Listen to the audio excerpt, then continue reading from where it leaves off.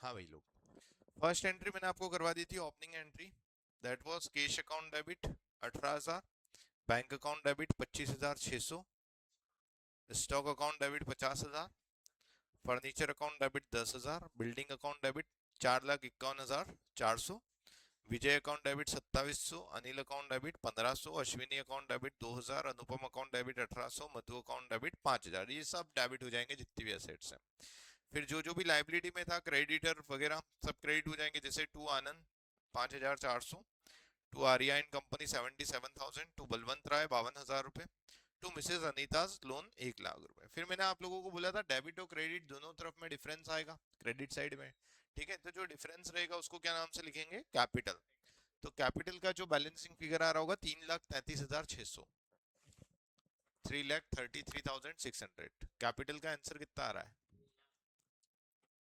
ठीक है, तो 3,33,600 रुपए कहाँ पे आ जाएगा भैया, कैपिटल में। चलो अब आगे बढ़ते हैं हमारी एंट्रीज की तरफ। पहली एंट्री तो सिंपल थी, परचेज गुड्स वर्थ ₹50,000, 20% का ट्रेड डिस्काउंट है, 5% केस डिस्काउंट है। Purchase account debit 40,000, to cash 38,000, to discount receive 2,000। ठीक है, करिए कि नहीं, करिए ना, सही है ना। ठीक है, आगे बढ़े। ₹2646 received from Vijay, allowed discount 54। 2,646 रुपए अपने को रिसीव हुए और 54 रुपए का अपने ने डिस्काउंट दिया, मतलब विजय से हम मांगते कितने थे, 2,700 रुपए। एंट्री हो जाएगी cash account debit 2646, discount debit, discount allowed debit 54, to Vijay 2,700 रुपए।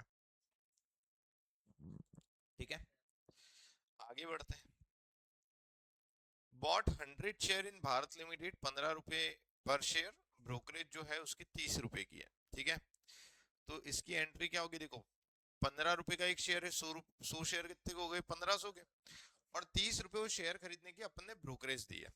तो इसकी जो ब्रोकरेज है वो भी इन्वेस्टमेंट की कॉस्ट मानी जाएगी। ठीक है भाई, अपन ने कल परसों एक शीट करी थी जिसमें मैंने आप लोगों को बताया था कि असेट्स को एक्वायर करने से रिलेटेड जो खर्चे होते हैं वो असेट्स की कॉस्ट में जाते हैं। जैसे मशीन इंस्टॉलेशन की एक एंट्री थी, मैंने बोला था ये मशीनरी अकाउंट में जाएगा। ठीक है, एक वो एंट्री थी टिम्बर और ब्रेक्स और वो वाली, तो मैंने आपको बोला था कि वो बिल्डिंग अकाउंट में जाएगा। ठीक है, वैसे ही यहाँ पे जो ब्रोकरेज दिए वो किस लिए दिए, असेट्स को खरीदने के लिए। और असेट्स कौन सी है, इन्वेस्टमेंट। ठीक है, तो हमारी एंट्री होगी investment in share account debit to cash 1,530 रुपए। Investment in share account debit to cash 1,530। ठीक है, आगे बढ़ते हैं। बोल रहा है goods worth 500 were damage in transit, a claim was made on railway authorities for the same. ठीक है, क्या हुआ भैया, आपका माल जो था डैमेज हो गया, है ना, रास्ते में, और अपन ने इसका क्लेम किससे किया इस बार, रेलवे अथॉरिटी से। तो पहली एंट्री तो स्टॉक डिक्रीज करने की, loss in transit account debit to purchase. जैसे मैंने आपको लॉस बाय फायर की एंट्री पढ़ाई थी ना, वैसे यहाँ पे क्या लिखेंगे, लॉस इन ट्रांजिट, क्योंकि रास्ते में माल घूम गया है, ऐसा कुछ हुआ है। Loss in transit account debit to purchase. ठीक है, ये तो हो गया स्टॉक डिक्रीज। अब कितने का माल घुमा, 500 का। अब ये 500 रुपये अपन किससे मांगेंगे, रेलवे से। तो हम लोग क्या एंट्री करेंगे, railway authority account debit to loss in transit. जैसे अपन इंश्योरेंस कंपनी लिखते थे उसकी जगह कौन आ जाएगा, रेलवे अथॉरिटी। तो एंट्री हो जाएगी railway authority account debit to loss in transit 500 रुपए। ठीक है, अब क्लेम जो है वो 13 तारीख को मिलेगा, तो क्लेम रिसीव करने की एंट्री अभी नहीं करना है। ठीक है, आगे देखते हैं। Cash 5292 paid to Anand, discount allowed by him 108। अपन ने आनंद को पैसे दिए 5292 और उसने अपने को डिस्काउंट दिया था 108 रुपए का। ठीक है, तो भैया इसका मतलब हम लोग उससे पैसे मांगते थे 5400 रुपए। तो एंट्री क्या हो जाएगी, आनंद अकाउंट डेबिट 5400, टू कैश 5292 और टू डिस्काउंट रिसीव 108। आगे अब रेलवे अथॉरिटी से अपने को क्लेम मिल गया डैमेज का, है ना। तो एंट्री क्या हो जाएगी, cash account debit to railway authority 500 रुपए।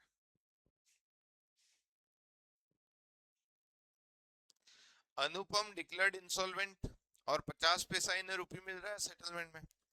देखो अनुपम से अपने को कितने रुपए लेने थे? 1800। ऊपर ओपनिंग बैलेंस दिया था अनुपम का 1800 रुपए का।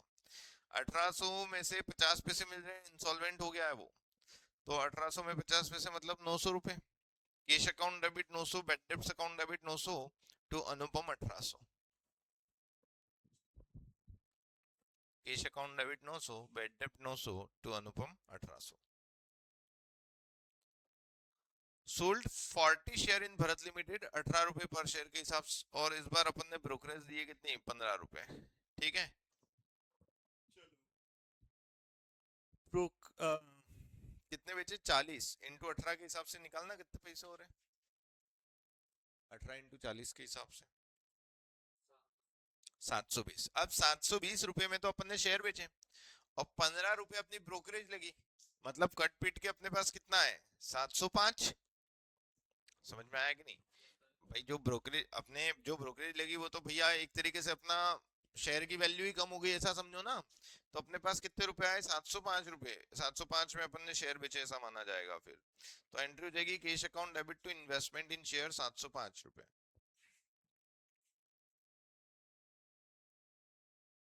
जो ब्रोकरेज की कॉस्ट है वो उसी में से एडजस्ट हो जाएगी, है ना, 720 रुपए में से।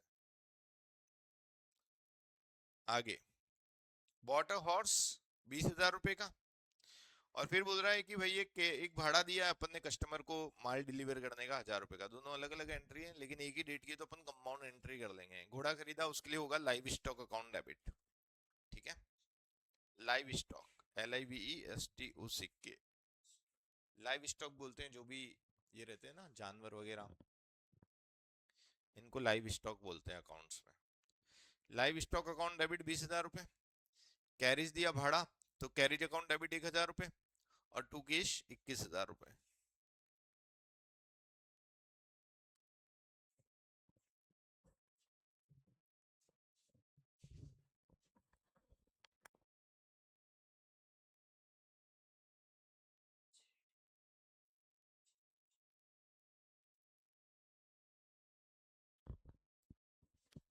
ठीक है।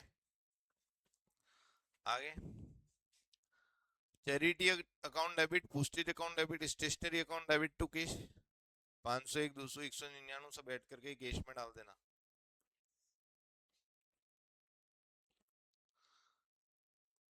1 month interest on Anita's loan at the rate 12% become due could not be paid। Anita का लोन था 1 लाख रुपए का, ओपनिंग बैलेंस दिया था देखो। 1 लाख रुपए का लोन था, अपन ने लाइबिलिटी में लिखा था अनीता का, है ना। अब ये बोल रहे हैं कि उसपे इंटरेस्ट बाकी है भैया 1 महीने का, और साल भर का इंटरेस्ट कितना है? 12%। 1 लाख का 12% कितना हो गया? 12,000 रुपए। 12,000 रुपए साल का मतलब 1 महीने का 1,000 रुपए। अब 1,000 रुपए का इंटरेस्ट उसको देना बाकी है। ठीक है, तो उसको इंटरेस्ट देना बाकी है, तो हम लोग एंट्री क्या कर लेंगे? इंटरेस्ट अकाउंट डेबिट, क्योंकि खर्चा तो हो गया हमारा। ठीक है, टू अनीताज लोन अकाउंट।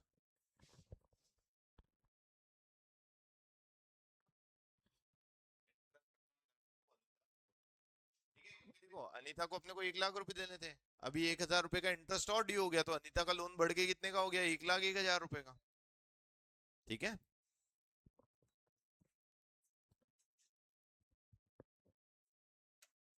कौन सी एंट्री लिख रहे हो?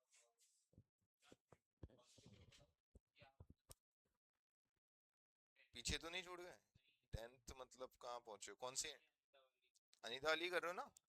ठीक है। Interest account debit to Anita's loan हो जाएगा 1,000 रुपए से। आगे, horse bought on 20th April died, its carcass was sold for 5,000। जो घोड़ा था उसकी डेथ हो गई है, और उसकी डेड बॉडी अपन ने कितने में बेच दी? 5,000 रुपए में। ठीक है। अब क्या हुआ? एक तो डेड बॉडी बेच दी, तो 5,000 रुपए आए, कैश अकाउंट डेबिट 5,000। घोड़ा था 20,000 का, 5,000 तो डेड बॉडी से आ गए, 15,000 रुपए का अपना लॉस हो गया, तो profit and loss account debit डाल दो 15,000 रुपए। और जो लाइव स्टॉक था वो चले गया, तो to livestock account credit हो जाएगा कितने से? 20,000 रुपए से। Cash account debit 5,000, profit and loss account debit 15,000, to livestock 20,000।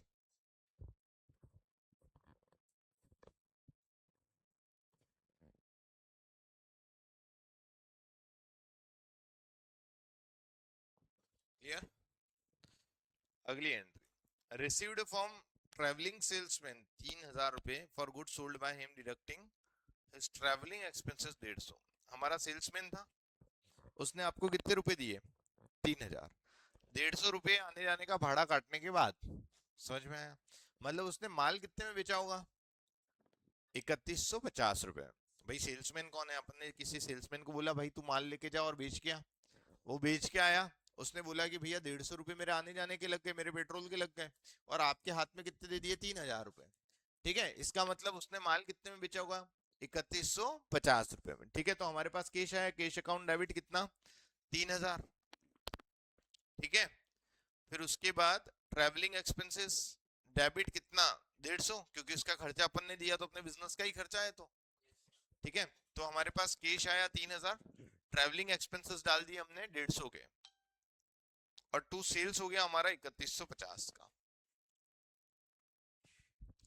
माल बेचा तो स्टॉक गया, 3150 का स्टॉक चले गया, कैश आया 3,000, 150 हो गए ट्रैवलिंग एक्सपेंसेस, और टू सेल्स हो गया 3150 का।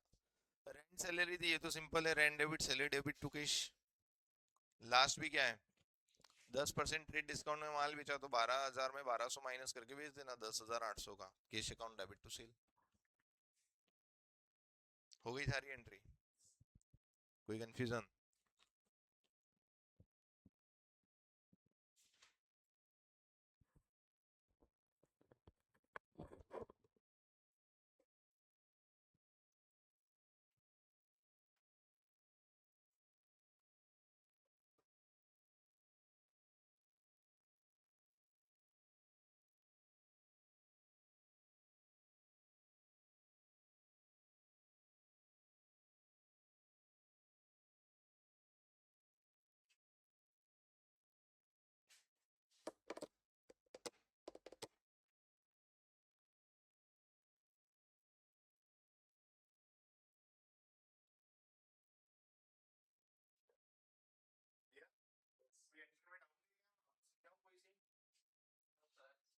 देख लो आराम से तो समझना।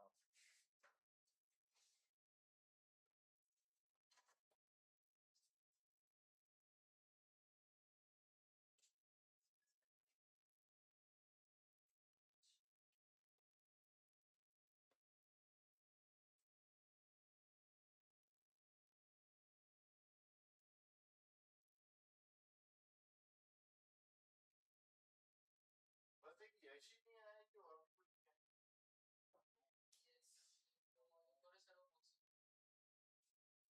क्या आप तो पुरानी।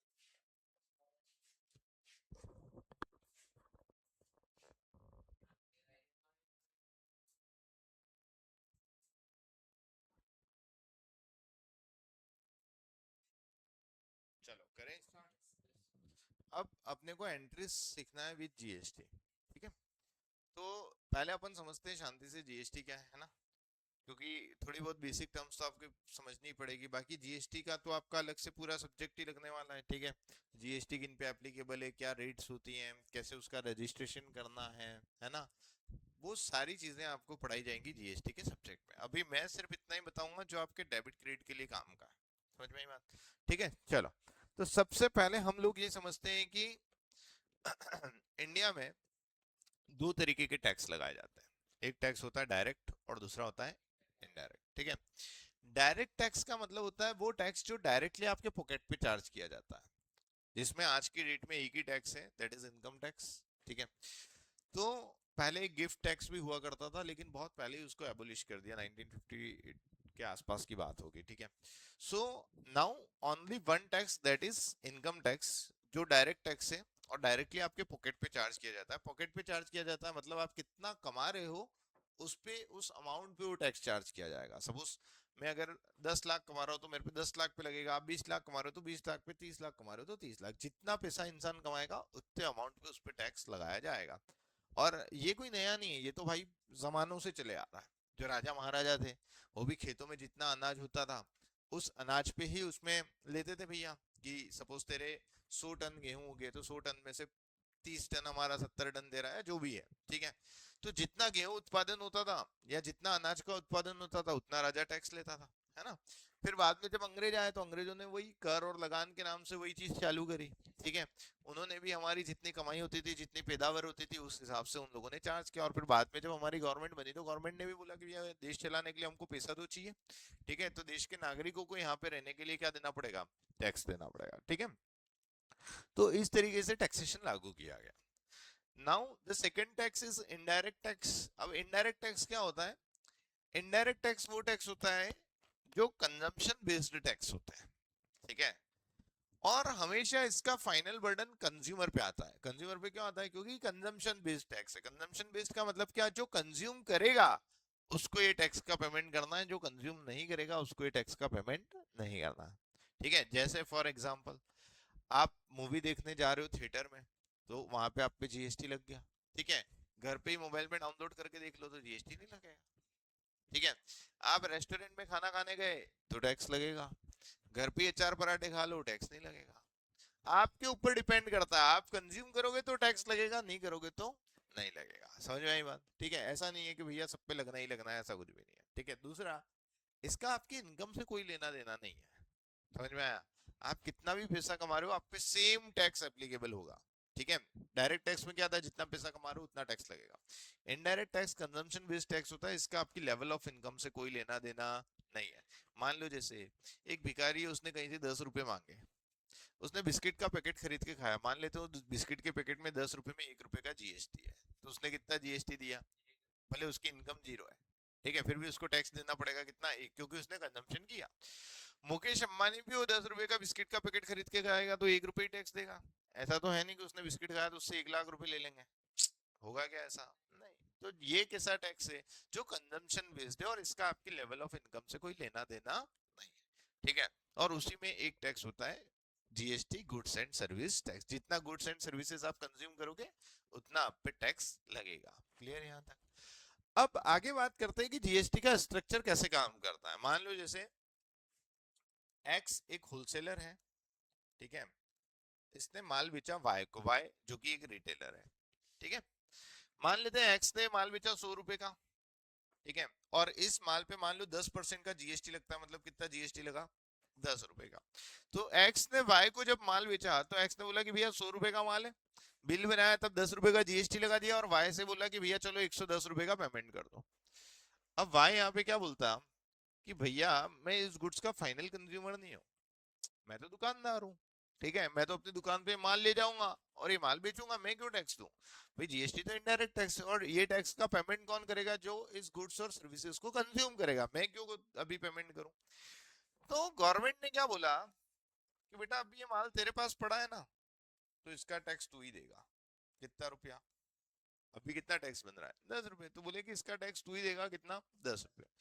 बोले तू अभी हमारे पास जमा करवा दे, जब तू ये माल अपने कस्टमर को बेचेगा तो हम ये पैसा तेरे को वापस दे देंगे। कैसे? मान लो वाई अपनी दुकान पे गया और वाई के पास एक कस्टमर आया जेड, जिसको उसने ये माल बेचा। अब एक्स के पास मान लो ये माल आया था 110 में, उसने अपना प्रॉफिट मार्जिन जोड़ लिया 40 रुपए का, 150 रुपए का माल हो गया। अब जब इसने इसको बेचा तो इसने बोला कि भैया 10% टैक्स लगेगा, तो 150 पे 10% कितना हो गया? 15 रुपए का। इन्होंने जेड को टिका दिया 165 रुपए में। जेड से कितना टैक्स ले लिया इसने? 15 रुपए। कितना लिया? 15 रुपए। अब गवर्नमेंट क्या बोलती है, भाई जब तू माल बेचेगा ना, तेरे पास ये जो 15 रुपया है, इस 15 में से तू तेरे जो 10 हमको दे रखे तो जमा कर लेना, और उसके बाद जो 5 रुपए बचेंगे वो हमको दे देना, तो हमारे पास 5 रुपए आ जाएंगे। ठीक है, अब इस पूरी पिक्चर में क्या एक्स की जेब से कोई टैक्स लगा? इसने जो 10 रुपए दिए वो किससे लेके दिए? वाई से। ठीक है, क्या वाई की जेब से कोई टैक्स लगा? नहीं भाई, पहले उसने 10 रुपए दिए थे, लेकिन जैसे ही माल बेचा उसको उसके 10 रुपए वापस मिल गए। समझ में आया? थोड़ी देर के लिए वो पैसा गवर्नमेंट के पास जरूर था। गवर्नमेंट बोलती कि माल तेरे पास रखा है ना, तो अभी तक का जीएसटी तू हमारे पास जमा करवा दे, जब तू माल बेचेगा तो उसमें तू वापस काट लेना। ठीक है, तो इसकी जेब से भी एक्चुअल में तो कोई पेमेंट गया ही नहीं। ठीक है, और पूरा की पूरा 15 रुपए का टैक्स किसने दे दिया? जेड, जो कि हमारा कंज्यूमर था। और गवर्नमेंट के पास भी देखो कितना टैक्स गया, 5 + 10 15। 10 रुपए उसको एक्स ने दिए थे और वाई ने कितने रुपए दिए थे? 5 रुपए। इस तरीके से गवर्नमेंट के पास 15 रुपए टैक्स गया, और किसके पास से गया? पूरा की पूरा कस्टमर के पास से, जेड के पास से। क्लियर है यहाँ तक? ठीक है, अब यहाँ पे मान लेते हैं हम वाई हैं। हम कौन है? Y। ठीक है, ताकि हमें परचेज और सेल दोनों के ट्रांजेक्शन समझ में आए, है ना। मान लो मैं वाई हूं, तो at the time of purchase मैंने किससे माल खरीदा, एक्स से, है ना। तो at the time of purchase x को जो मैं टैक्स का पेमेंट करता हूं, ये 10 रुपए, इस 10 रुपए के टैक्स को बोला जाता है इनपुट जीएसटी। क्या बोला जाता है, इनपुट जीएसटी। ठीक है, ठीक है। और अगर मैं वाई हूं, तो जब मैं माल बेचता हूं, तो at the time of sale जो मैं अपने कस्टमर से जीएसटी चार्ज करता हूं, उस जीएसटी को बोला जाता है आउटपुट जीएसटी। समझ में आया कि नहीं आया भाई। अगर मैं दुकानदार हूं, तो जब मैं माल खरीद के लाता हूं और मैं टैक्स का पेमेंट करता हूं, तो जो टैक्स मैंने पे कर रखा है गवर्नमेंट को, जो मैंने गवर्नमेंट के पास जमा करवा रखा है, उसको मैं क्या बोलता हूं, इनपुट जीएसटी। ठीक है। और अगर मान लो मैंने माल बेचा, तो at the time of sale जो जीएसटी में अपने कस्टमर से कलेक्ट करता हूं, उसे क्या बोला जाता है, output GST. At the end हम हमारे आउटपुट में से इनपुट को क्या कर देते हैं, सेट ऑफ कर देते हैं। और उसके बाद अगर आउटपुट अकाउंट का कोई बैलेंस बचता है, तो वो किसको डिपॉजिट करवा देते हैं, गवर्नमेंट को। ठीक है। जो इनपुट जीएसटी होता है, ये मेरे बिजनेस की असेट्स होती है। अब असेट्स क्यों होती है, सोचो। भैया मेरा पैसा है ना, मैंने किसके पास जमा करवा रखा है, भाई गवर्नमेंट को। मेरे को पे करना है क्या एक्चुअल में, नहीं, मेरे को कोई पे नहीं करना है। गवर्नमेंट ने बोला भाई जब तक माल नहीं बिक जाता, इसका जीएसटी तो हमारे पास जमा रख। हमने जमा करवा दिया। जब माल बिक जाएगा, तो गवर्नमेंट वो पैसा वापस दे देगी। ठीक है, मतलब मेरा पैसा अगर गवर्नमेंट के अकाउंट में जमा है, तो उसको मैं क्या बोलूंगा, असेट से बोलूंगा ना भाई। अगर मेरा अकाउंट मैंने, मेरे पास पैसे मैंने एफडी करवा रखी, तो एफडी मेरी असेट से कि नहीं है। तो वैसे ही अगर मैंने गवर्नमेंट के अकाउंट में पैसे जमा करवा रखे, तो जो मेरा पैसा किसी और अकाउंट में रखा है, वो भी मेरी क्या होगी, असेट्स होगी। ठीक है।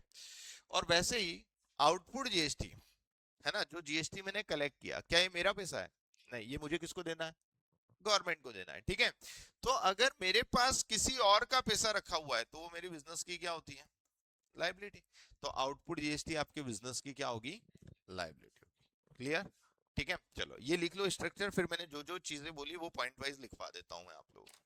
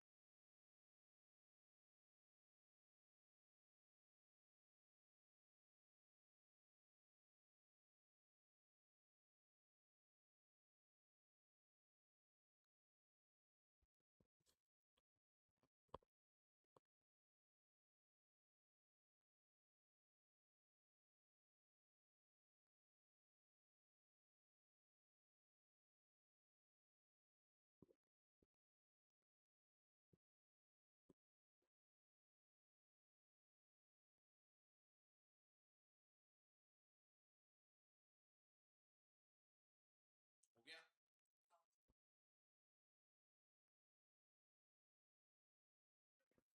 लिख लिया। चल, लिखो इसके नीचे, GST is an indirect tax. GST is an indirect tax charged each time the supply is made.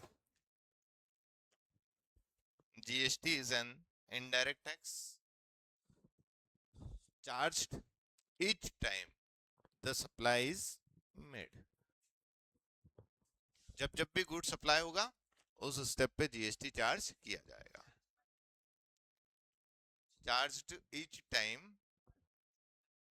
the supply is made. Charged each time the supply is made. GST is an indirect tax charged each time the supply is made. ठीक है, आगे लिखो, GST paid, अगली line लिखो, GST paid at the time of purchase of goods और services,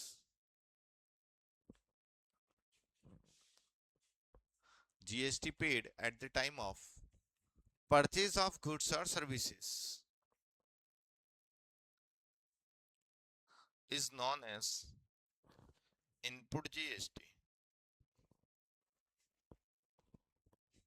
GST paid at the time of purchase of goods or services is known as input GST. It is assets for the business. GST paid at the time of purchase of goods or services is known as input GST. It is assets for the business.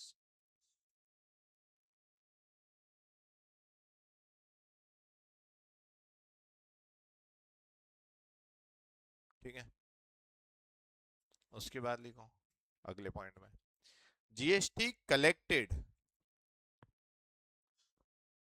GST collected at the time of sale of goods or services, GST collected at the time of sale of goods or services is known as output GST.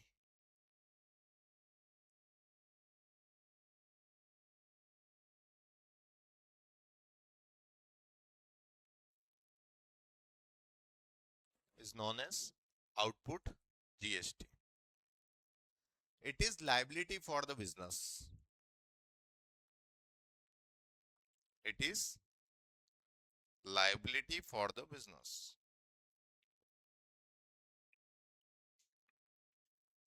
ठीक है, क्या क्या लिख लिया? सबसे पहली line, GST is an indirect tax charge is time the supplement. दूसरी line क्या लिखी? GST paid at the time of purchase of goods और सर्विसेज, है ना? It is called input GST. It is assets for the business. फिर क्या लिखा हम लोगों ने? GST collected at the time of sale of goods और services is known as output GST. It is liability for the business. ठीक है, फिर उसके बाद लिखो, after setting off, after setting of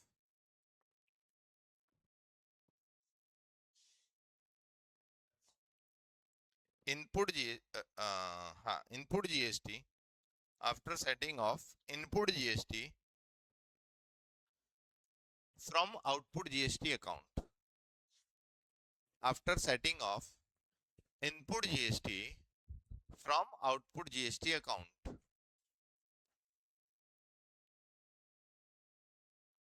balance if any,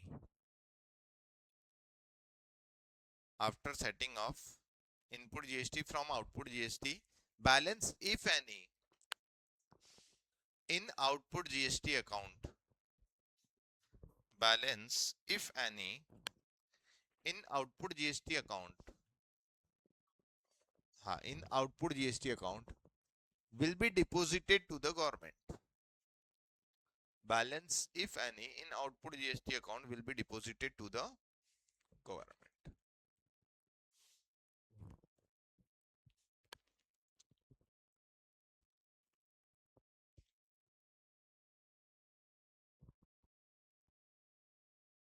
Clear? कोई confusion? Deposited to the government. ठीक है, आगे लिखो, कैटेगरीज ऑफ जीएसटी.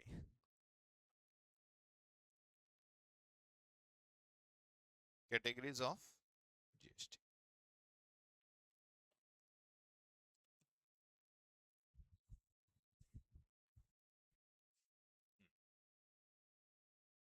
अब कैटेगरीज ऑफ जीएसटी से पहले समझो कि दो तरीके से माल सप्लाई होता है. एक होता है इंटर स्टेट सप्लाई और एक होता है intra state supply. Inter state और इंट्रा स्टेट. ठीक है, what is inter state and intra state supply? सबसे पहले इंटर स्टेट क्या होता है पता है किसी को? एक स्टेट से दूसरे स्टेट, उसको बोलते हैं इंटर स्टेट। जैसे इंटरनेशनल मैच दो देशों के बीच में होता है, ठीक है, वैसे इंटर स्टेट दो राज्यों के बीच में। आपने एमपी से माल बेचा अहमदाबाद, ठीक है, तो कहाँ चले गया? एमपी से गुजरात, ठीक है, तो इसको क्या बोला जाएगा? Inter state. और इंट्रा स्टेट मतलब क्या हो गया? सेम स्टेट, ठीक है, जैसे आपने अपने इंदौर से भोपाल माल बेचा, तो इसको क्या बोला जाएगा? इंट्रा स्टेट, ठीक है। अब देखो, ये इंटर स्टेट और इंट्रा स्टेट का लफड़ा क्यों आया? क्योंकि देखो, कोई भी लॉ आता है, स्पेशली जब टैक्सेशन वाले लॉ आते हैं, ठीक है, तो गवर्नमेंट के बीच में हमेशा कॉन्फ्लिक्ट चलता है कि ये टैक्स का पैसा रखेगा कौन। क्योंकि भाई गवर्नमेंट के लिए मेन सोर्स ऑफ रेवेन्यू क्या है? टैक्स ही है, ठीक है। तो गवर्नमेंट बोलती है कि भैया ये टैक्स का पैसा कौन रखेगा? जैसे मान लो इंटर स्टेट माल सप्लाई हुआ, ठीक है, मान लो एमपी ने माल बेचा जयपुर, मतलब राजस्थान, ठीक है, इंदौर से जयपुर आपने माल बेचा, एमपी से गया राजस्थान। एमपी गवर्नमेंट बोलेगी कि भैया हमारा सेलर है तो इसका टैक्स हम रखेंगे। राजस्थान गवर्नमेंट बोलेगी कि नहीं भैया परचेजर हमारा है, हम टैक्स रखेंगे, ठीक है। तो सेंट्रल गवर्नमेंट ने क्या बोला कि भैया यहाँ पर जब इंटर स्टेट सप्लाई होगा तो किसी को भी टैक्स नहीं दिया जाएगा, पूरा की पूरा टैक्स कौन रखेंगे? हम ही रखेंगे। ना तो राजस्थान सरकार को मिलेगा, ना ही एमपी की सरकार को मिलेगा। पूरा की पूरा इंटर स्टेट सप्लाई के केस में टैक्स कौन रख लेगा? Central government. सेंट्रल गवर्नमेंट बोलती है कि भैया हमें पैसों की ज्यादा जरूरत है ना, हमें पूरा देश चलाना है ना, उसके अलावा हम स्टेट को भी तो फंड एलोकेट करते हैं, बोले हम स्टेट को भी तो बजट देते हैं। तो बोले कि तुम्हारे को इतनी टैक्स की ज्यादा जरूरत है, दोनों मत झगड़ो, पूरा की पूरा टैक्स कौन रखेंगे? हम लोग रखेंगे, ठीक है। तो यहाँ पर जो पूरा की पूरा टैक्स सेंट्रल गवर्नमेंट के पास गया, उसे बोला गया आईजीएसटी। क्या बोला गया? IGST, integrated goods and service tax. Integrated मतलब दोनों का मिला के, ठीक है। तो इंटर स्टेट सप्लाई मतलब क्या हो गया? एक स्टेट से दूसरे स्टेट, जब दो स्टेट के बीच में गुड सप्लाई हो रहा है, ठीक है, वहां पर पूरा टैक्स किसके पास जाता है? सेंट्रल गवर्नमेंट के पास। और उस टैक्स को क्या नाम दिया इन्होंने? IGST, integrated goods and service tax, ठीक है। फिर बात करते हैं इंट्रा स्टेट सप्लाई की। अब इंट्रा स्टेट का मतलब क्या हो गया? With in same state. अब एमपी गवर्नमेंट बोलती कि भैया अब तो बायर भी हमारा, सेलर भी हमारा, तो टैक्स भी हमारा। तो सेंट्रल गवर्नमेंट ने बोला कि नहीं भैया अभी भी हम आपको पूरा टैक्स नहीं देंगे, आधा तुम्हारा आधा हमारा।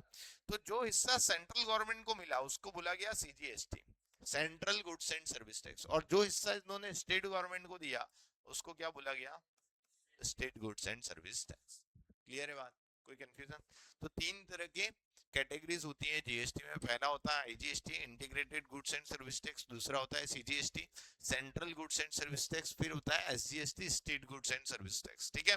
आईजीएसटी कहाँ लगेगा? इंटर स्टेट सप्लाई में। सीजीएसटी एसजीएसटी कहाँ लगेगा? इंट्रा स्टेट सप्लाई में, ठीक है। लिख लो कैटेगरीज ऑफ जीएसटी में।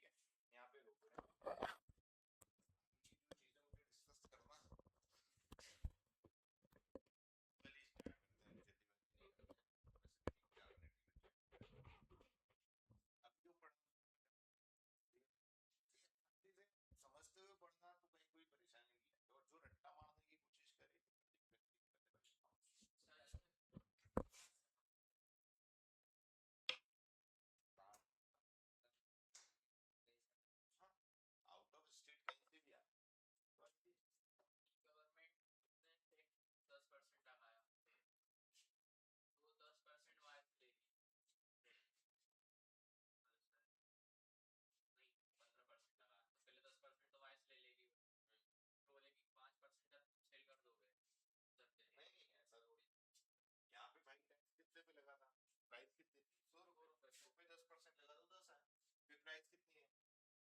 150 पे 10% बन रहा है। ऐसा तो नहीं कि 15% है, इतना वैल्यूएशन होता जाएगा तो बेचा तो उस पे आपको देना है।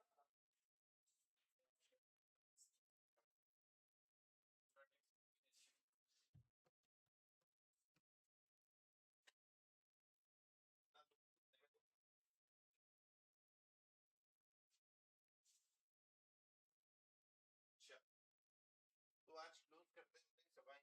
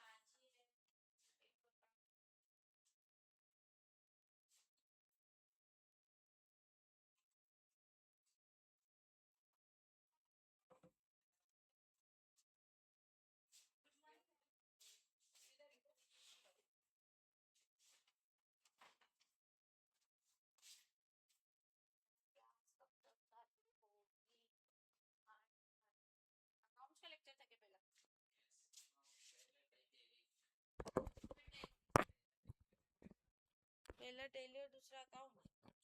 Okay, good morning. मरे मरी आवाज में क्यों बोल रहे हो? थोड़ा सा लगना चाहिए कि बैठे हो तो। मजा नहीं आया? नहीं, तुम लोगों को ही बोल रही हूँ। हाँ, ऐसे थोड़ी। हाँ, अब आवाज आई ना, है ना? मैं तुम सुनाई में आया मेरे साथ साथ इनके आवाज। वो तो हैव अ नाइस डे तो जब मैं क्लास खत्म करूँ तब बोल। ये नहीं पता आपको?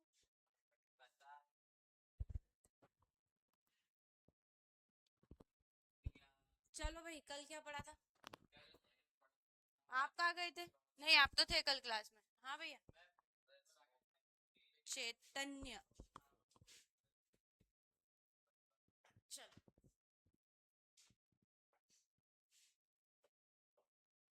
क्या हो गया था कल? फीवर हो?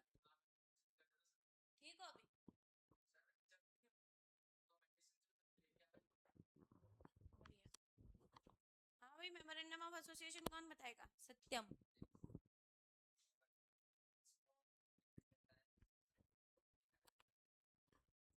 कौन सा डॉक्यूमेंट होता है? हाँ, देख के थोड़ी बताना है। हम्म।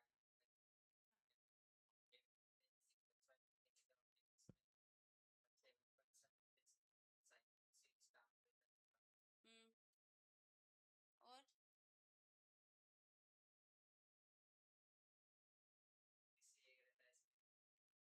ओपीसी एक रहता है? क्या?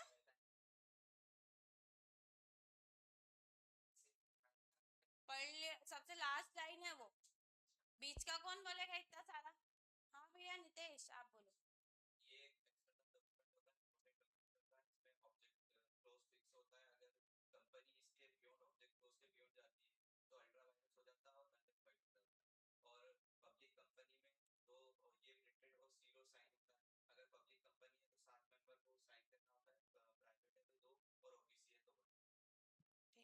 ठीक है, एक दो पॉइंट जोड़ दिए। एक तो इसमें फंडामेंटल कंडीशंस लिखी होती है जिसके बेसिस पे कंपनी बनती है, और दूसरा पॉइंट था कॉन्जिक्यूटिवली नंबर्ड होना चाहिए, डिवाइडेड इनटू पैराग्राफ होना चाहिए। ठीक है, इसके बाद इसमें हमने 6 क्लॉज है ना? सबसे पहला कौन सा था?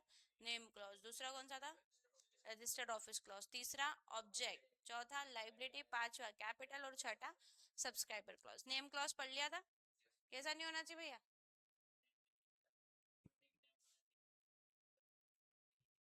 पुरानी कंपनी से मिलता जुलता,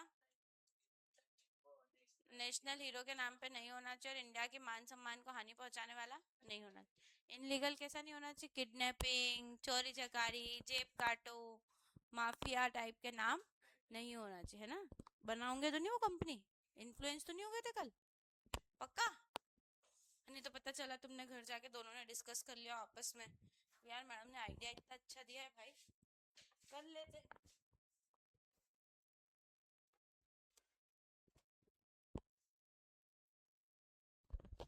चलिए, दूसरा रजिस्टर्ड ऑफिस क्लॉज भी पढ़ लिया था आई थिंक अपन ने। एक ही था क्या?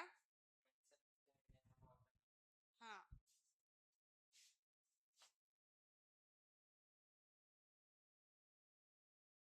चलो,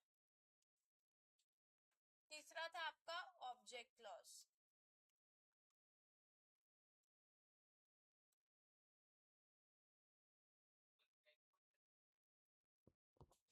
जितना होगा उतना ही लिखाऊंगी, उसमें स्टेट लिखा, नाम लिखना कंपलसरी है, that's it.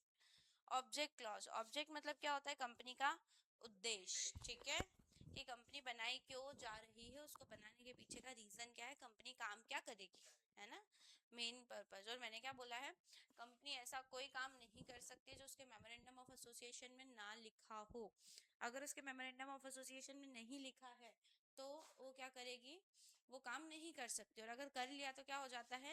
Ultra vires null and void, उसकी कोई वैलिडिटी नहीं बचती, कोई कितना ही चाहे उसको सुधार नहीं सकता। फॉर एन एग्जाम्पल, अगर कंपनी के मेमोरेंडम ऑफ एसोसिएशन में लिखा है कि कंपनी 100 करोड़ तक का लोन ले सकती है, तो कंपनी 100 तक का ही ले सकती है। अगर कंपनी ने 125 करोड़ का लोन ले लिया तो किसकी गलती? कंपनी की तो गलती है ही, सामने वाले बैंक की भी तो गलती है, क्योंकि it is an external document, ये एक्सटर्नल डॉक्यूमेंट है। तो भैया आप अगर कंपनी को लोन दे रहे हो तो कंपनी के डॉक्यूमेंट्स आप भी तो देखो, आपकी भी तो जिम्मेदारी है। आया समझ में? और वो पूरा की पूरा 1.25 करोड़ का लोन नल एंड वॉइड हो जाएगा, बशर्ते कंपनी का इंटेंशन गलत नहीं होना चाहिए था, है ना? क्लियर है? चलो, ऑब्जेक्ट क्लॉज। ऑब्जेक्ट क्लॉज क्या होता है? जिसमें कंपनी का काम लिखा होता है कि कंपनी किस पर्पस से बनाई जा रही है। ठीक है, तो अब ना मैंने क्या बोला कि कंपनी अपनी लिमिट के बाहर जाके कोई काम नहीं कर सकती, इसलिए क्या करा गया इन लोगों ने, ऑब्जेक्ट क्लॉज को दो पार्ट्स में बांट दिया। पहला है मेन ऑब्जेक्ट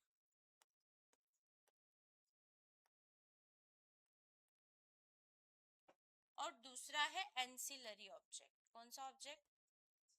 एंसिलरी ऑब्जेक्ट।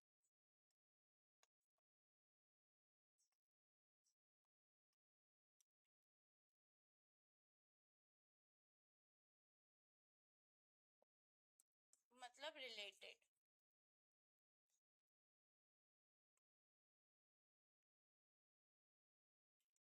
देखो, जिस भी पर्टिकुलर पर्पस के लिए आपकी कंपनी बन रही है वो स्पेसिफिक ऑब्जेक्ट आप लिखोगे किस में? मेन ऑब्जेक्ट में। ठीक है, मेन ऑब्जेक्ट में आप 3 से 4 ऑब्जेक्ट लिख सकते हो। ओके, इसके बाद इन फ्यूचर में अगर आप कोई काम करना चाहते हो तो वो किस में लिख देंगे हम? एंसिलरी में, ताकि सेफर साइड के लिए अगर आपने कोई बिजनेस कर भी लिया है तो वो नल एंड वॉइड नहीं होगा। जैसे फॉर एन एग्जांपल, कल हमने एग्जांपल लिया था कि हम फर्नीचर मैन्युफैक्चरिंग कर रहे हैं और होलसेल में दुकान चला रहे हैं, है ना? होलसेल में बेचेंगे, मैन्युफैक्चरिंग करके होलसेल में बेचेंगे, पर हमने उसमें रिटेल कहीं नहीं लिखा। और हमारा अभी एस्पेक्ट भी, टास्क भी यही है स्पेसिफिकली, कि हम क्या करेंगे, मेन ऑब्जेक्ट में फर्नीचर मैन्युफैक्चरिंग करेंगे और उसकी क्या करेंगे, होलसेल करेंगे, रिटेल में नहीं बेचेंगे। बट हो सकता है इन फ्यूचर 10 15 20 साल बाद जाके मैं उसको रिटेल में भी बेचूं, तो उस टाइम एमओए में चेंजेस करवाने से बेटर है कि मैं क्या करूं, अभी क्या कर दूं, एंसिलरी ऑब्जेक्ट में उसको लिख दूं, है ना? मेन ऑब्जेक्ट में मैं बेसिकली मेन 4 5 ऑब्जेक्ट लिखती हूँ जिस पर्टिकुलर पर्पस के लिए कंपनी बनाई जाती है। ठीक है,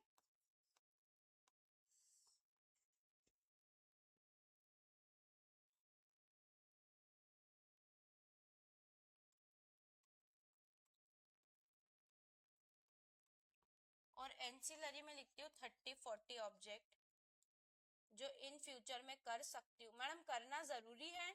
नहीं, करूँ तो भी ठीक है, ना करूँ तो भी ठीक है, बस एक सेफर साइड के लिए मैं लिख देती हूँ, ताकि अगर मैंने कर लिया उसमें से कोई काम तो वो नल एंड वॉइड नहीं हो। उसमें मैं ये भी लिख दूंगी कि मैं रिटेल में करूंगी, उसमें मैं ये भी लिख दूंगी कि ब्रांचेस ओपन करूंगी, फ्रेंचाइजी दूंगी, अलग अलग सिटी में जाके उसकी ब्रांच ओपन करूंगी। वो मैं उसमें ये भी लिख दूंगी कि मैं फर्नीचर का रॉ मटेरियल भी बनवाने लग जाऊंगी, फर्नीचर के अलावा मैं इलेक्ट्रिसिटी, ये इलेक्ट्रिकल आइटम्स, ये वो सबकी मैन्युफैक्चरिंग और उसको सप्लाई करूंगी। तो वो मैंने किस में लिख दिया? रिलेटेड ऑब्जेक्ट में। पर अब आगे जाके मैंने इनमें से कोई काम करा तो नल एंड वॉइड होगा क्या? नहीं। इसीलिए सेफर साइड के लिए क्या बोला गया उन्होंने कि भैया मैं ऑब्जेक्ट क्लॉज को दो पार्ट्स में बांट दिया, एक मेन ऑब्जेक्ट और एक एंसिलरी ऑब्जेक्ट। मेन ऑब्जेक्ट में मैं 3 से 4 ऑब्जेक्ट लिखूंगी और एंसिलरी में 30 to 40 ऑब्जेक्ट लिखूंगी जो इन फ्यूचर में मैं कुछ भी कर सकती हूँ। क्लियर है? आया समझ में? तो लिख लो, object clause divided into 2 parts, main object और एंसिलरी ऑब्जेक्ट।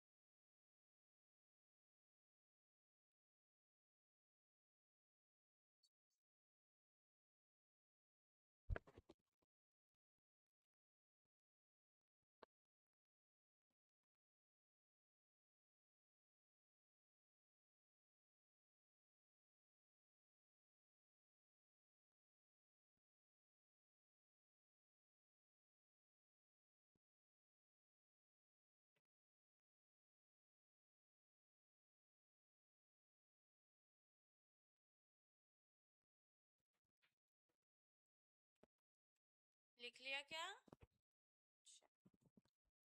मेन ऑब्जेक्ट में लिखना चालू करो. In case of main object, we can write 4 to 5. In case of main object, we can write 4 to 5 object for which company can be incorporated.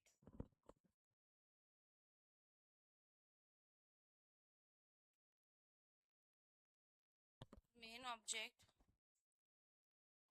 for which company can be incorporated.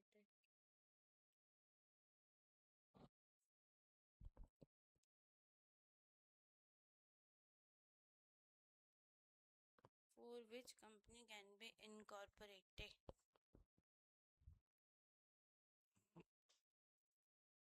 ठीक है, आ गया समझ में? चलो दूसरा लिखो related और ancillary object में. In ancillary object, we can write 30 to 40 object.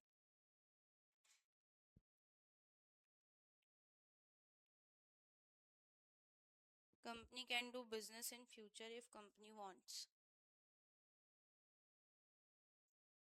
Company can do business in future if company wants.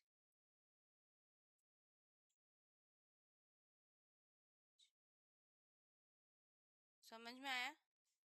Clear? In ancillary object, we can write 40 to 30 to 40 objects. Company can do business in future.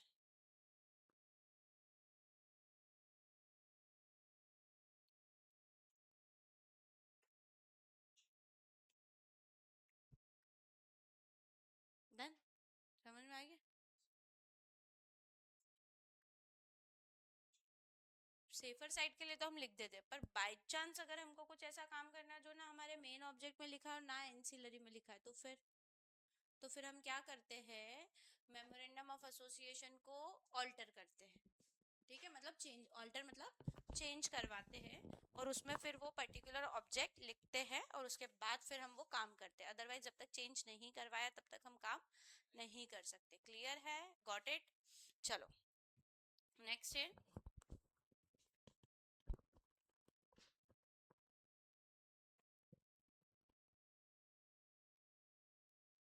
Next लिखो.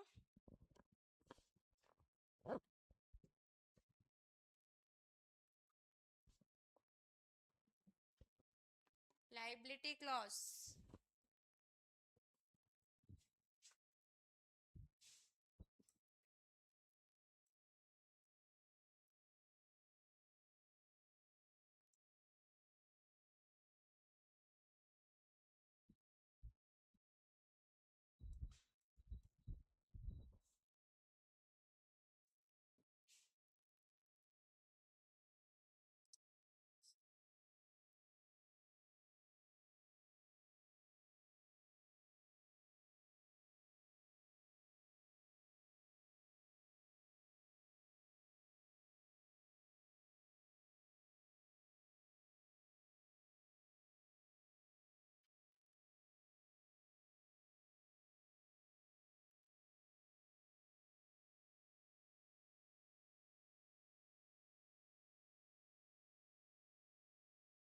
चलो liability clause.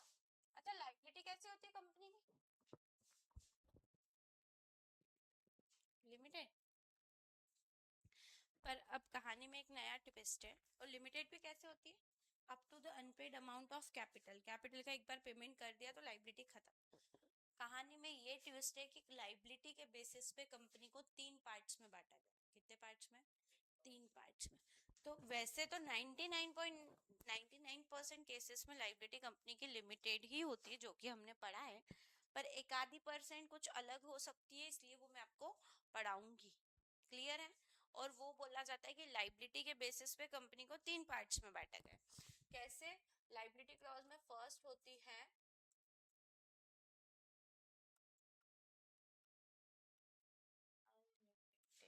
Unlimited liability.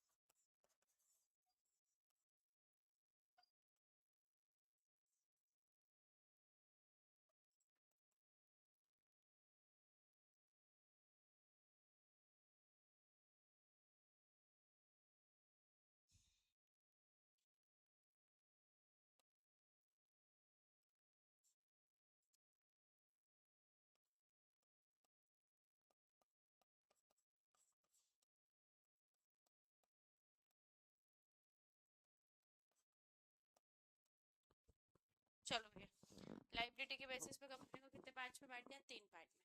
पहला unlimited liability, दूसरा limited by shares मतलब limited liability जो हमने पढ़ रखा है, तीसरा है लिमिटेड बाय गारंटी। अब ये पहला तो जो है वो अनलिमिटेड लाइबिलिटी तो क्या है, जैसी कंपनी, जैसी आपकी पार्टनरशिप में सोल प्रोप्राइटरशिप में होती है ना, मेंबर्स की लाइबिलिटी अनलिमिटेड होगी और मेंबर्स पर्सनली लाइबल होगा कंपनी के लॉस को चुकाने के लिए, उसको अपनी घर बार की प्रॉपर्टी भी बेचना। मैडम कोई मूर्ख है क्या अगर जिसके पास लिमिटेड का ऑप्शन होगा वो अनलिमिटेड में बनाएगा? एक बात बताओ, ये अनुराग और गीतांश इन दोनों ने मिलकर एक कंपनी बनाई है, ठीक है, इन दोनों ने कंपनी बनाई है, कंपनी में मेंबर भी ये दोनों, डायरेक्टर भी ये दोनों, पैसा भी इन्होंने ही लगाया कंपनी में।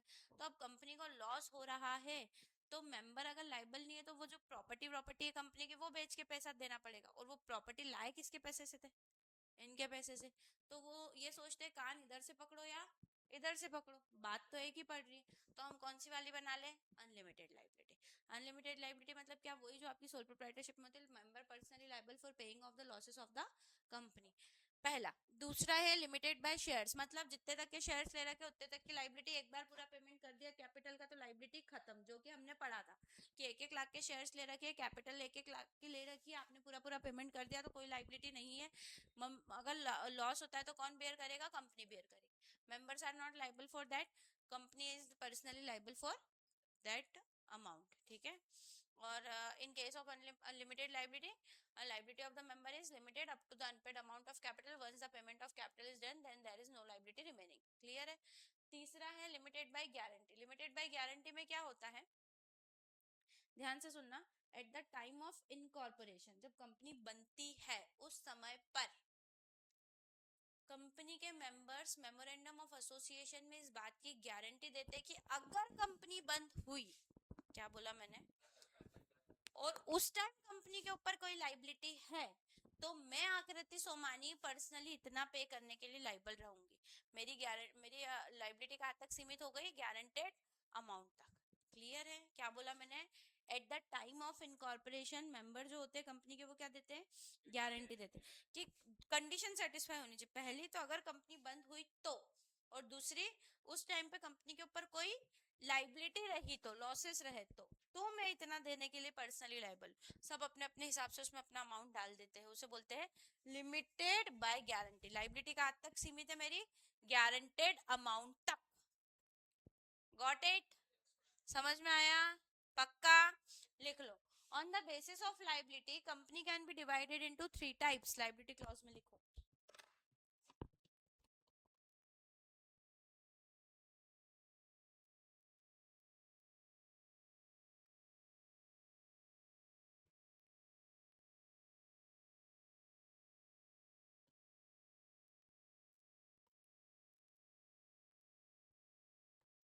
On the basis of liability, company can be divided into 3 types.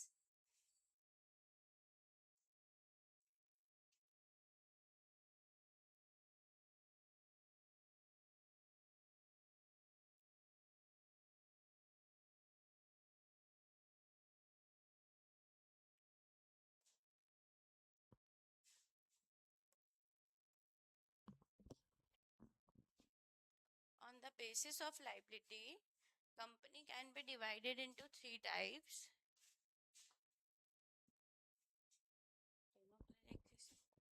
On the basis of liability, company can be divided into 3 types. On the basis of liability, company can be divided into 3 types. First one is unlimited liability, second is limited by shares, that means limited liability, or third is limited by guarantee.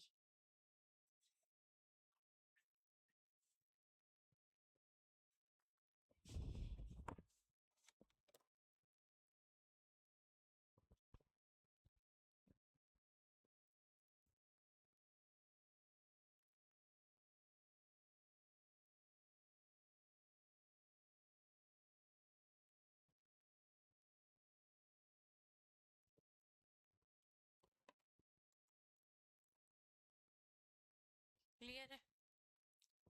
चलो लिखना शुरू करो। Unlimited liability में लिखो, इन case of unlimited liability, In case of unlimited liability,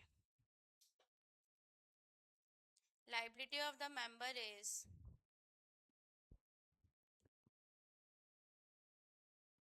of the member is unlimited.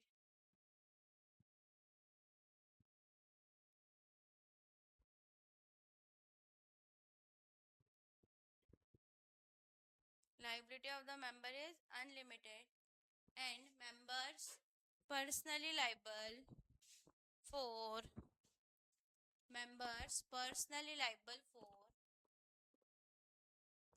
members personally liable for paying of the losses of the firm.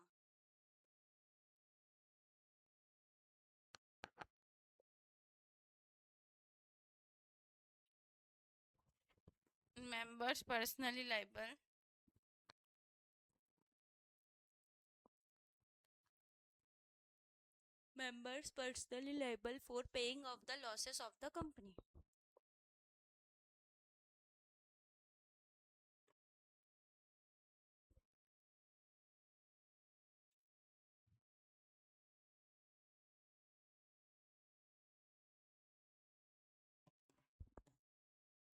Done done done का दूसरा लिखो limited liability limited by shares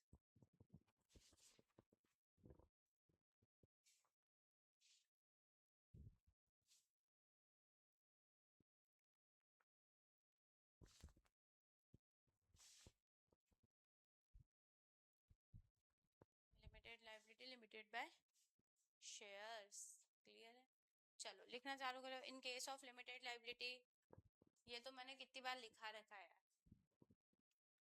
in case of limited liability liability of the member is limited in case of limited liability of the member is limited up to the in case of limited liability of the member is limited up to the unpaid amount of capital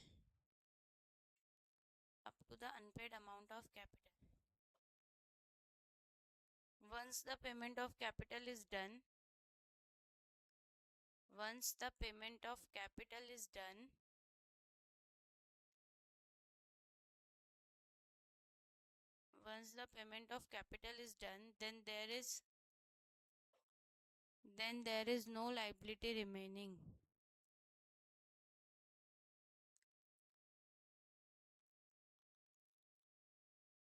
then there is no liability remaining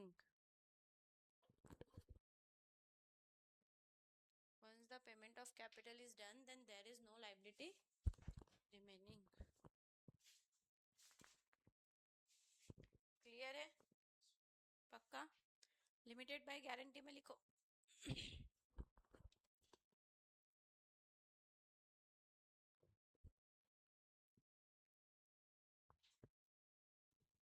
in case of limited by guarantee in case of limited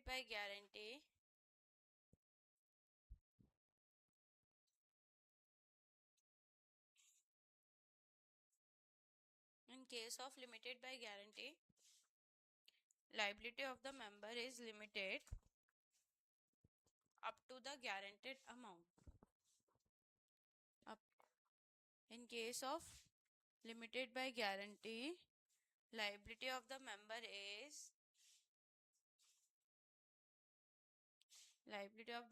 is limited up to the guaranteed amount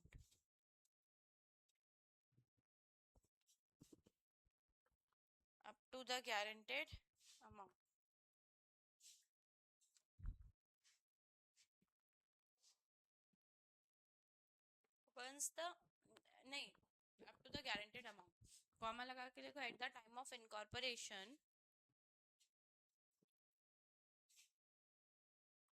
at the time of incorporation members give guarantee at the time of incorporation members members give guarantee at the time of incorporation, members give guarantee and say that if company is going into winding up,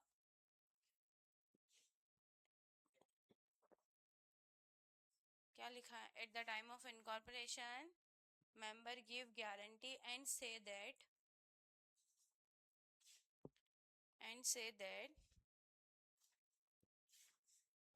at the time of नहीं, and say that if company is going into liquidation, sorry, winding up, if company is going into winding up, then I will pay guaranteed amount.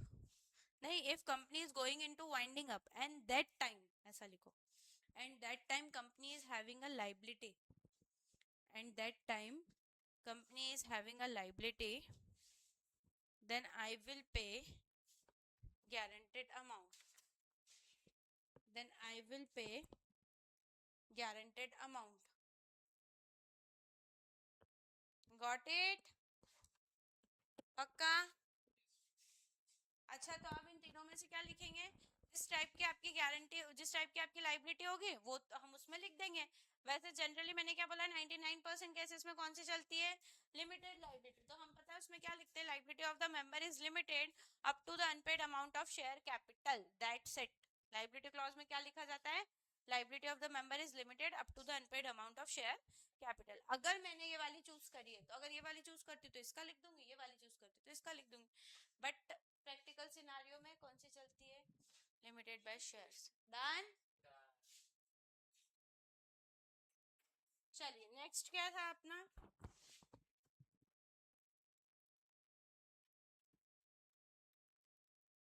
Capital clause. अच्छा, कुछ याद आ रहा है क्या capital clause से? क्या लिखा जाता होगा यहाँ पे? चाहो तो आप याद कर सकते हो क्योंकि हमने पढ़ चुके हैं. ऑथोराइज्ड.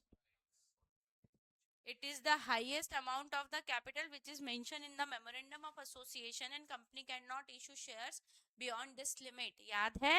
कैपिटल क्लॉज पढ़ा, कैपिटल पढ़ाए थे हमने. टाइप्स ऑफ कैपिटल में सबसे पहली ऑथोराइज्ड कैपिटल पढ़ी थी, और ऑथोराइज्ड कैपिटल में मैंने आपको बोला था ये वो कैपिटल होती है जो मेमोरेंडम ऑफ एसोसिएशन में लिखी जाती है. तो वही कैपिटल होती है जो कैपिटल क्लॉज में लिखी जाती है. तो कैपिटल क्लॉज में कौन सी कैपिटल लिखते हैं हम? Authorised capital. ठीक है, कैसे लिखते हैं ध्यान से सुनना.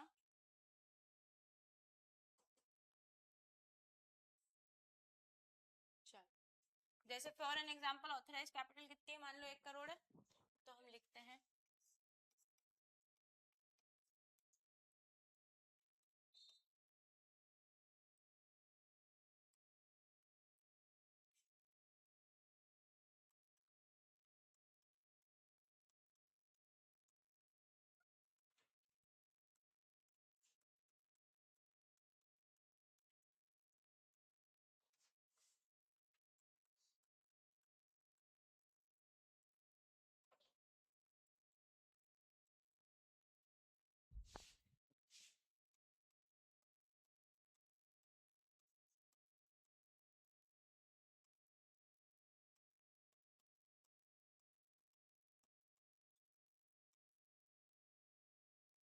बस ऐसी लाइन लिखी जाती है. क्या लिखा जाता है? ऑथराइज कैपिटल कंपनी की जितनी भी हो, ये तो अपन ने एग्जांपल लिया है, 1 करोड़ हो सकता है, 10 लाख भी हो सकता है, 1 लाख भी हो. तो authorise capital of the company कितनी है? 1 करोड़. कितने शेयर्स में डिवाइड करा है? 1 लाख. और एक की वैल्यू कितनी है? 100 रुपए. That's it. ये कि यही लाइन छपती है, बस वो डिफरेंट हो जाती है. 1 करोड़ है, मान लो डिवाइडेड इनटू 10 लाख शेयर्स कर दे, एक की वैल्यू 10 रुपए कर दी. वो it's depend on the company, है ना. इनकॉर्पोरेशन के टाइम पे वो डिसाइड करते हैं कि उनको कितनी रखनी. हमने तो एग्जांपल के तौर पे लिख लिया, 1 करोड़ कैपिटल है, 1 लाख शेयर में डिवाइड करो और 100 की एक वैल्यू लिख लो.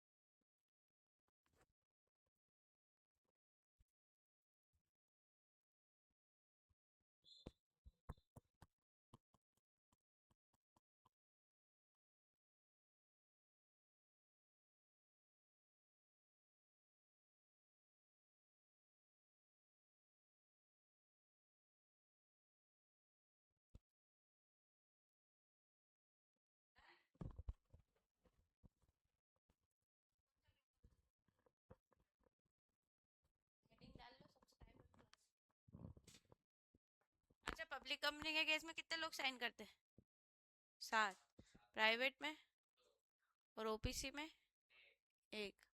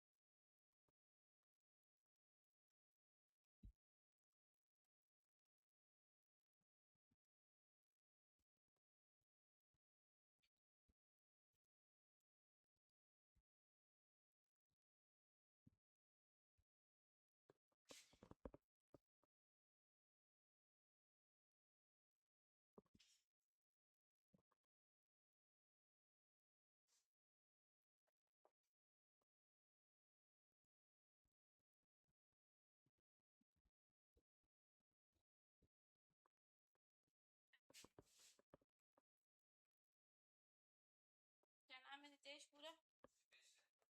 नितेश, स्पेलिंग बोलो।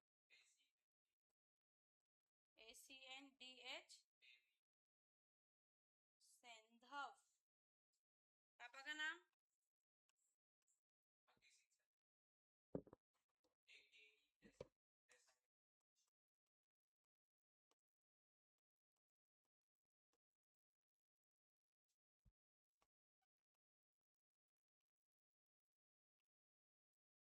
रेसिडेंट ऑफ, एड्रेस, पूरा घर घर का पता नहीं? हाँ।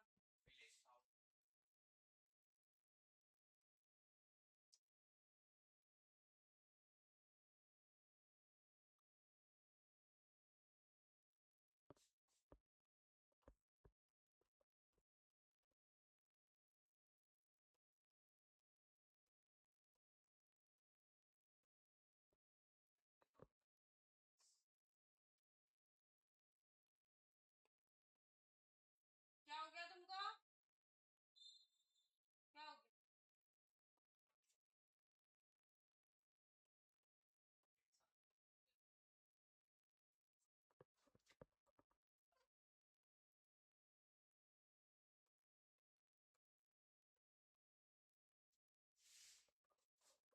ऑक्यूपेशन क्या है? काम तुमसे क्या है?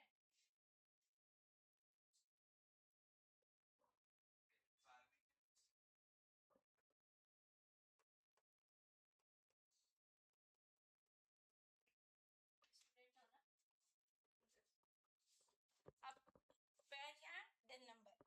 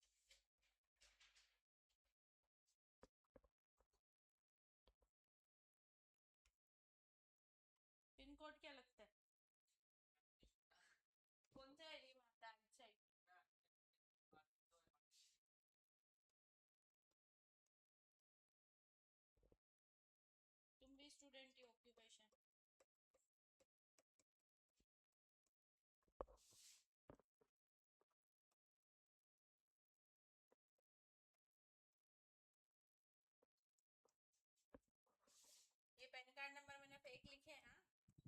तुम ये मत सोच लेना भगवान को समझ आ गए। पैन कार्ड का फॉर्मेट ऐसा होता है इसलिए मैंने लिख दिया।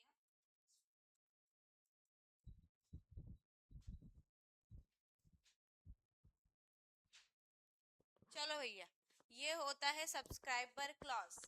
क्या बोला था मैंने? सब्सक्राइबर क्लॉज में क्या होता है? पब्लिक कंपनी के केस में एटलीस्ट 7, प्राइवेट में एटलीस्ट 2 और ओपीसी में एटलीस्ट 1 की साइन होना कंपलसरी होता है। तो हम ये मान के चल रहे हैं कि ये प्राइवेट कंपनी है। अब कैसे डिटेल होती है? जो लोग शेयर्स ले रहे हैं उनकी डिटेल लिखी जाती है। तो ये दोनों कंपनी मान लो इन दोनों ने मिलकर बनाई है, नितेश और चैतन्य ने। तो नितेश का नाम आ गया, उसके पापा का नाम, रेसिडेंट कहाँ का है और करता क्या है, ठीक है? और उसका pan card number, pan number हो तो पैन, डिन हो तो डिन। अगर डिन नंबर डायरेक्टर आइडेंटिफिकेशन नंबर कब होता है? जब आप किसी और कंपनी में डायरेक्टर हो तब होता है। पर अभी मान लो आपके पास पैन नंबर, तो मैंने पैन लिख दिया, ठीक है?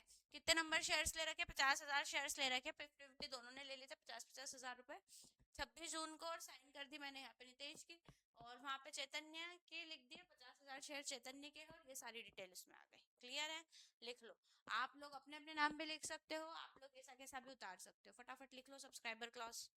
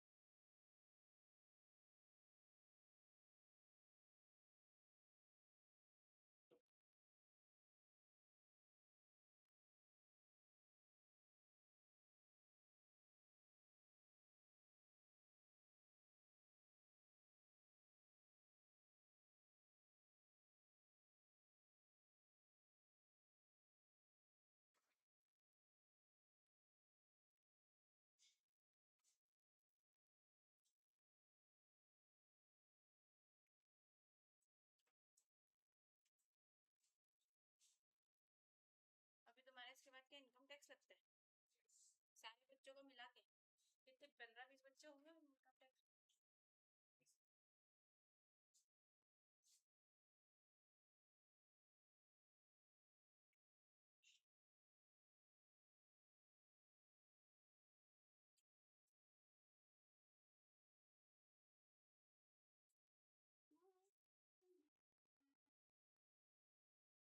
हो गया?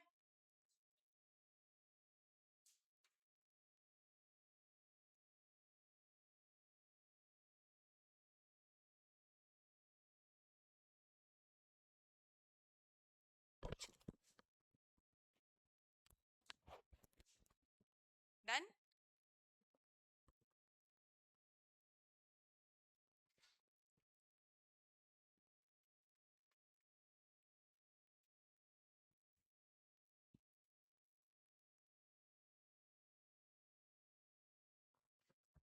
मेमोरेंडम ऑफ एसोसिएशन खत्म, ठीक है? अब ये तो मैंने आपको थियोरिटिकली सिखा दिया, जब हम प्रैक्टिकली कंपनी बनाएंगे तो उसके साथ में आपको एमओए बनाना भी सिखाऊंगी। एमओए बनाने में बहुत ज्यादा क्या कौन कौन से क्लॉज है, 6 की 6 क्लॉज है, ऐसे कैसे सीक्वेंस में ही चलते हैं, क्या क्या चेंजेस कैसे बनाते हैं, वो मैं आपको पोर्टल पे पूरा सिखाऊंगी। क्लियर है? चलो,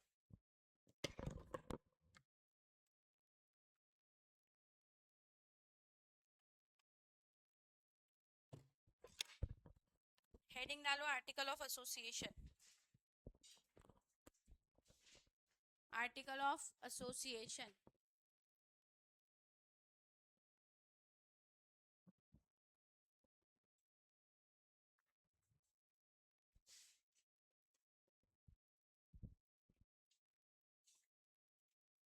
आर्टिकल ऑफ एसोसिएशन, है ना। पहला पॉइंट लिखो, it is an internal document of the company. वो एक्सटर्नल था, ये इंटरनल था, हमने कल ही बात कर ली थी, है ना। तो ये कौन सा डॉक्यूमेंट है? इंटरनल डॉक्यूमेंट है कंपनी का। Article of association,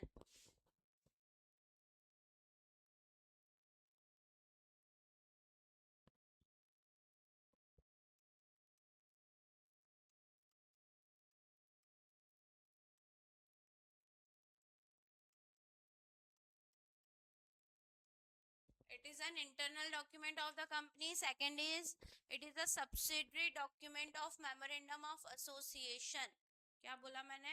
It is a subsidiary document of memorandum of association. It is a subsidiary. Subsidiary की स्पेलिंग में अगर कोई प्रॉब्लम हो तो आप मुझसे बोल सकते हो, मैं लिख दूंगी। इट इज अ सब्सिडरी, है ना। सब्सिडरी मतलब सहायक, okay. It is a subsidiary document of memorandum of association. It is a subsidiary document of memorandum of association. Third is, it contains rules and regulations. Third is, it contains rules and regulations of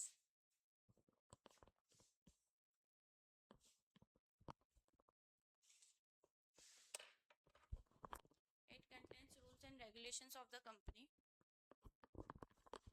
ठीक है। Third क्या था? It contains rules and regulations of the company. Fourth है, it contains rights and powers of the, it contains rights and powers of the management and ownership. It contains rights and powers of the management and ownership. It contains rights and powers of the management and ownership.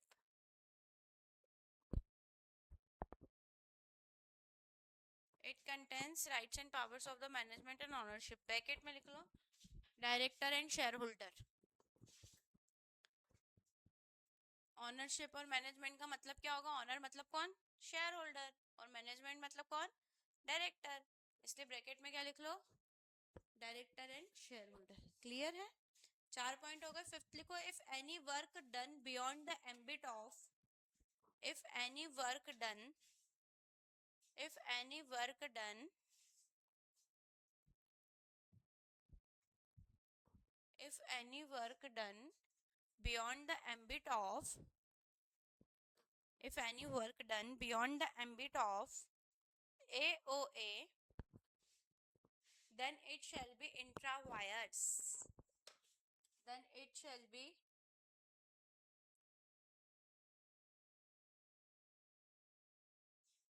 then it shall be intra wires। ठीक है, समझ में आया?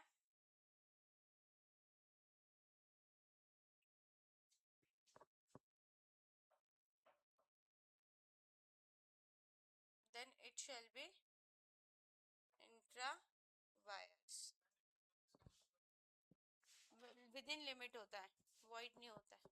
then it shall be intra wires and its next its effect will not be null and void, ऐसा लिखो। it shall be intra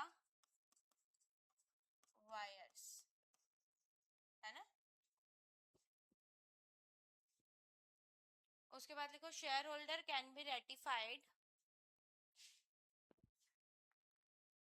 share holder can be ratified, यहाँ से लिखना रेटिफाइड की स्पेलिंग, रेटिफाइड मतलब सुधारना, share holder can be ratified in their general meeting, shareholder can be ratified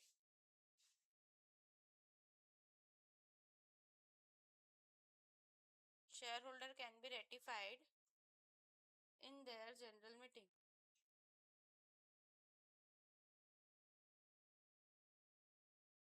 shareholder can be ratified in their general meeting, ठीक है।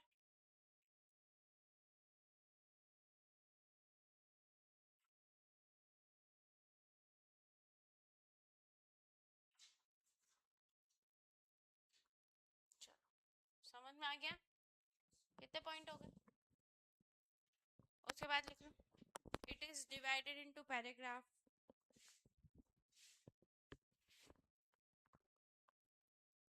it is divided into paragraph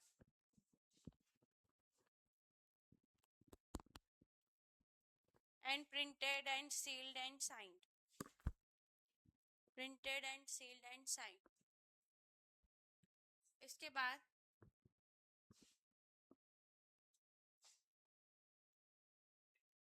and sealed and signed, printed and sealed and signed। Next लिखो if any contra if any contradiction between if any contradiction between MOA and AOA, if any contradiction between MOA and AOA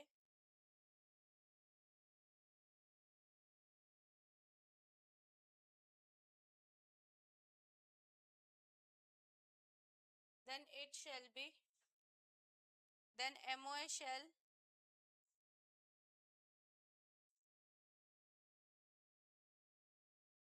then MOA shall prevail,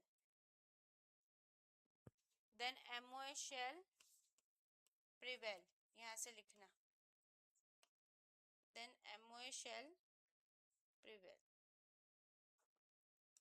prevail मतलब उसको प्राथमिकता दी जाती है। अगर किसी भी तरीके का कॉन्ट्राडिक्शन होता है, जैसे फॉर एन एग्जाम्पल, लिख लो पहले फिर समझा दूंगी।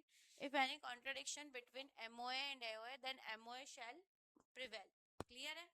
नेक्स्ट लिखो पब्लिक कंपनी के केस में 7, प्राइवेट में 2 और OPC में 1 के द्वारा साइन होना चाहिए। इट इज साइन बाय, उधर का लिख लो MOA वाला पॉइंट लास्ट वाला as it is, it is signed by at least 7% in case of public company, 2 in case of private company and 1 in case of OPC।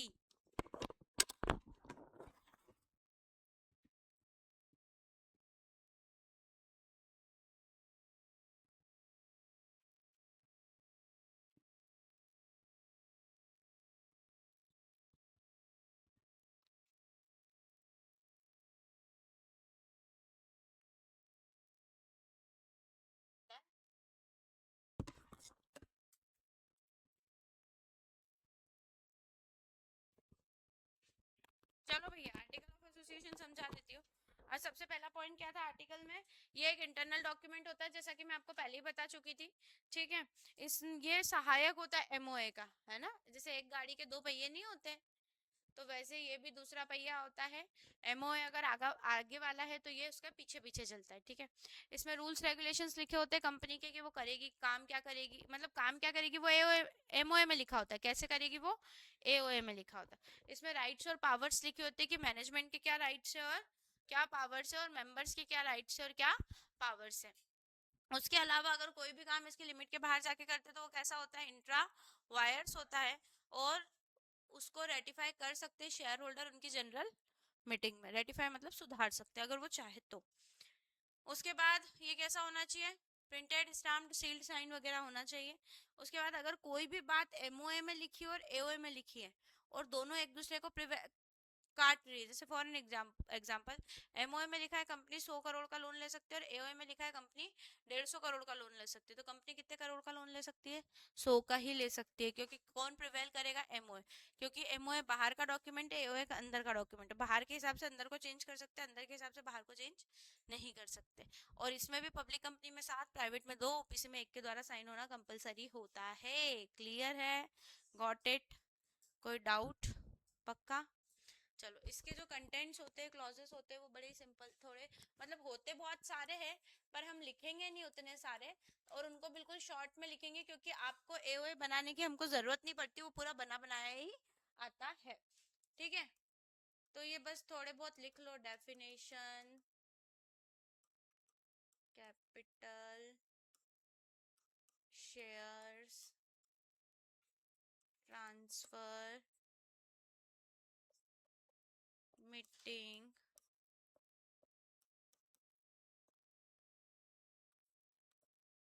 Accounts,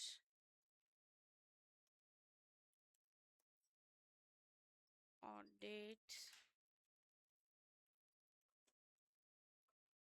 proxy, etcetera. होते बहुत सारे, 90 point होते हैं इसमें, 90, पर हम अभी सिर्फ, वो भी हम सिर्फ एग्जाम्पल के लिए लिख रहे हैं। ठीक है, चलिए आज की सभा यही समाप्त। कल